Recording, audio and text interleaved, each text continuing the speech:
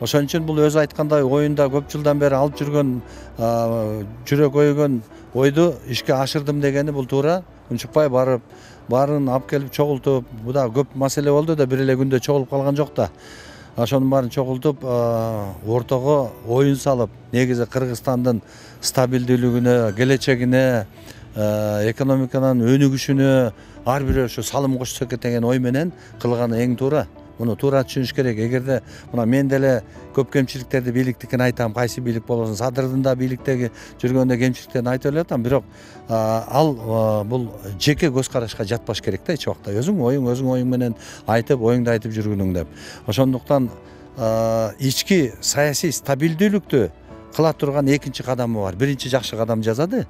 Ал эми ар бирөөнүн артында колдоочулору бар дегендей, бул биздин Кыргызстанда, башка мамлекеттерде жүрсө дагы баары тең Кыргызстандын жараны, ошолордун баары тең бүгүнкү күндө стабилдүүлүккө келип, Кыргызстанды оңойбуз бир жакадан баш чыгарып деген маселе бул экинчи өлкө башчыбыздын Садыр Нуркожоевичтин кадамы болуш керек. Бул эмне кадам?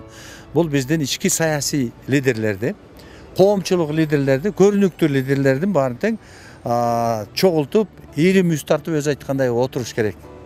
Алардын көпчүлүгүн кечирип бүгүнкү күндө саясий куугунтук дедирбей, баарын тең бошотуш керек. Куугунтуктан мисалы отурат, убактылуу СИЗОдо отурат, суралбай отурат дегендер бар.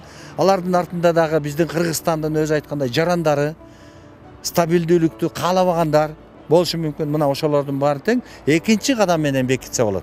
Ошондо анан биз айтсак болот. Мына биздин мурунку экс-президенттер дагы инвестиция тартып келгенге өздөрүнүн акчаларын ушу Кыргызстанга өнүгүүсүнө вложить эткенге, салганга баарына даяр болду. Биздин кыргыз элибиз дагы баары бир жакадан баш чыгара баштады деп, анан биз өнүгүү жолуна тез арада мындай темир жол салып койгондой кетсек болот да. Ага чейин биз өнүгүп кетебиз ушу менен деп айтышып өтө кыйын. Бул биринчи кадам. Ошондуктан бул кадамга саясий өнөкөт бербей, тигил жеп койгон, ичип койгон, минтип койгон, анан алар менен жарашып алды дегенди токтотуш керек.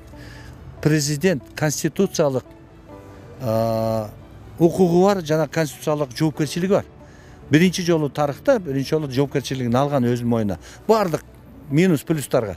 Ошон үчүн ал президент бүгүнкү күндө мен буларды кечирем, булардын кечиримдүүлүгүн эмесин баарын күнөөсүн мойнума алам дегенден алыс, андай мыйзам чегинде конституция жооп бербейт. Жол бербейт. Ошон үчүн президент бүгүнкү күндө аларды жана мен айткандай саясий экономикалык стабилдүүлүктүн негизине алып келейин деген гана ой бар. Ал эми алардын күнөөсү эмне менен кечирилет? Мыйзам менен кечирилет.